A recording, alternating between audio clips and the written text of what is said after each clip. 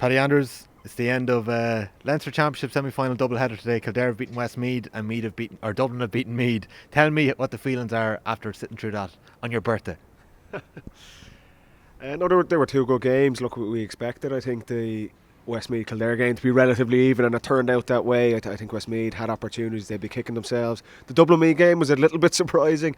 I think at half time Dublin were 11 points up, really clinical, probably Dublin's best 35 minutes of the season, and we expected them to be really in cruise control for the second half. But to be fair to Andy McEntee and Meath, everyone was hoping for a reaction, I think, not just in Meath but across the Leinster Football Championship. And to be fair, 15 minutes into the second half they'd outscored Dublin 1-5 to a point. So they're one of the very, very few teams that have got a run like that on Dublin. To be fair, Dublin regained composure even though they were out of sorts in front of goal in the second half. 5 or 6 really uncharacteristic misses, but their experience, they kept the ball, they kept control, and they stopped Meath's momentum.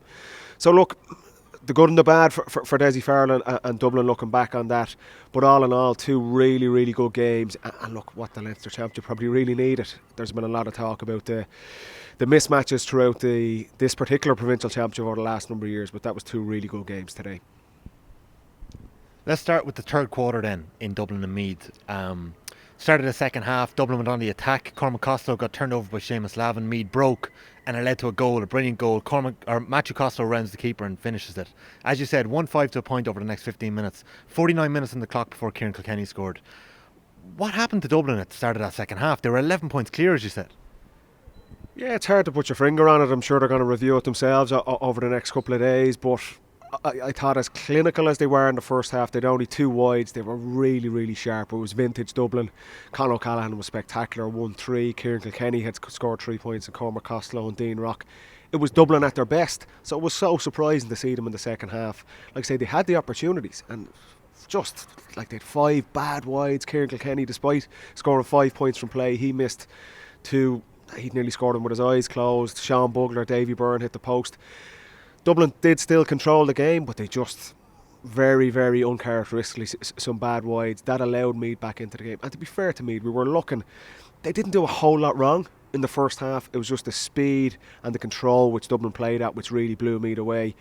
They pushed up, they had nothing to lose. We were asking for it. We spoke at half time. Andy McEntee, he's there 4 years. If that was another bloodbath for Meath, you're kind of wondering where did they go from here. And to be fair, the players really stood up. Brian Ment and Shane McEntee driving them forward. Jordan Morris, actually, he started to loosen the shackles that Michael Fitzsimons had on him, and he kicked 2 great points as well. And Meath just got a bit of momentum. They had nothing to lose. So it was that energy that Meath brought, which definitely brought them back into it, and also just some uncharacteristic shooting from Dublin. Like I say, as good as they were in the first half and as clinical as they were probably as sloppy in the second half. So interesting to look back on it, all right. You were delighted with that first half performance. As you said, Conor O'Callaghan with 1-3, Kilkenny with 2 or 3 points, Cormac Costello with 1-2, Dean Rock started his first championship game of the year. Was that a statement from Dublin after all the talk over the last couple of weeks? Did you feel like that was a statement that, look, we haven't gone away anywhere? Look, I always say this, I don't think the Dublin players or the coaches are overly concerned with what goes on outside of the camp, but look, there's no getting away from it. There has been a lot of focus on it. There's a huge turnover in players. That's obviously with Stephen Cluxton over the last couple of weeks as well. The media and people outside the camp would have been focusing on that, but knowing the Dublin players and the coaches, they would have just focused on, okay, we didn't really perform to our standards against Wexford the first day out, and I expected a big reaction off them today in the first half, and they did exactly that. Everything that was a little bit off against Wexford was corrected in that first half. They moved the ball really, really well. Their handling, their interplay, and like I say, just some of the scores they got, it was Dublin at their best. Conor O'Callaghan and Kieran Kilkenny to the fore.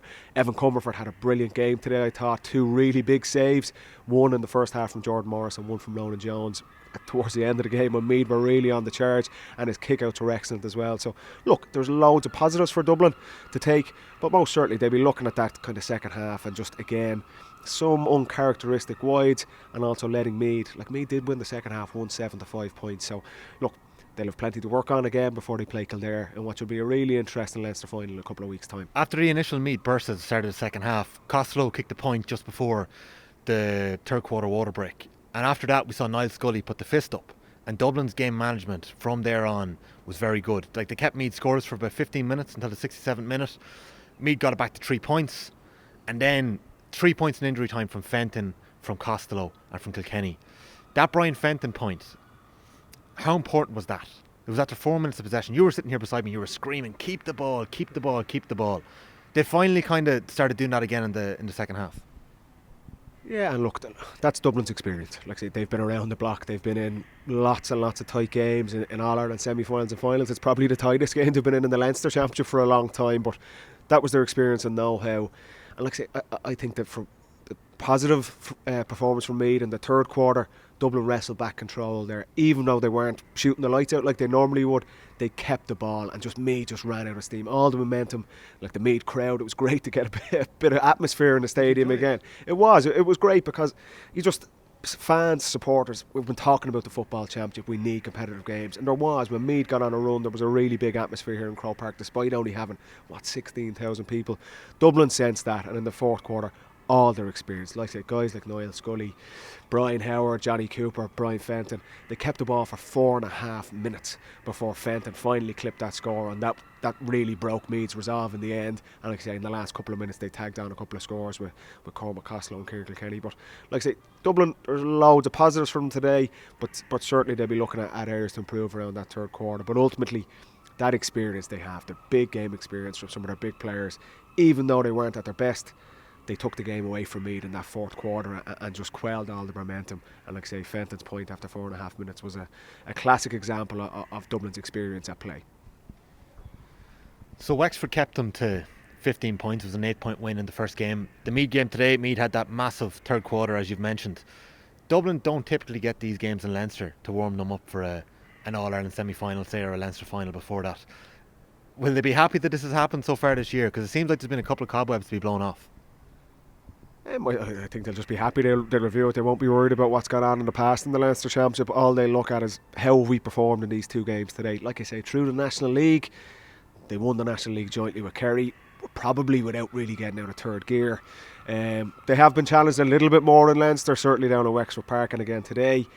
And like I say, I think it's nearly a positive position for Desi and Dublin to be in. If they carried on, they were 11 points up at half time and they win the game by 15 or 16 points today. What do they really learn going into that Kildare game? Whereas now, again, it'll focus the minds. Okay, what did we do really well in the first half and areas we can improve on in the second half? Because from looking at Kildare today, probably in a similar situation as well, they make some really, really good play under Jack O'Connor with some really sloppy play against Westmeath. So both teams will be going into that with areas to improve on. And for Dublin, look, like I said, they'll move on, they'll look at Kildare, okay, what areas of our game can we improve on?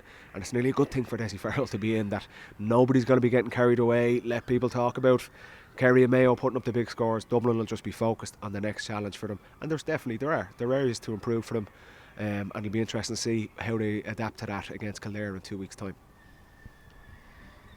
To talk about the first game today, Kildare-Westmeath, surely Westmeath are going home tonight kicking themselves after all those wides.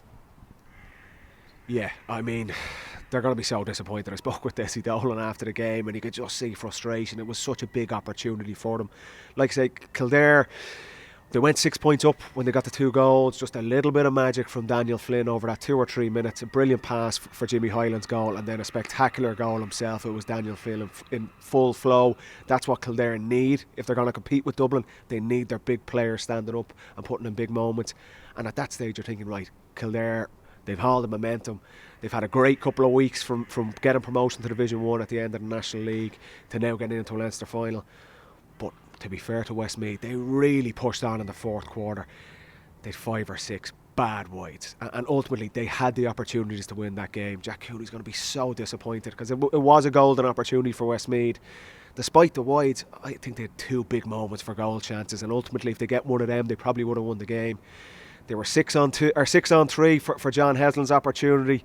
He forces a great save from Mark Donlan, but to be fair, you're thinking, could another pass to the back post and Jerry Egan palms the ball into an empty net, and then only 2 or 3 minutes later, again they win a long kick out.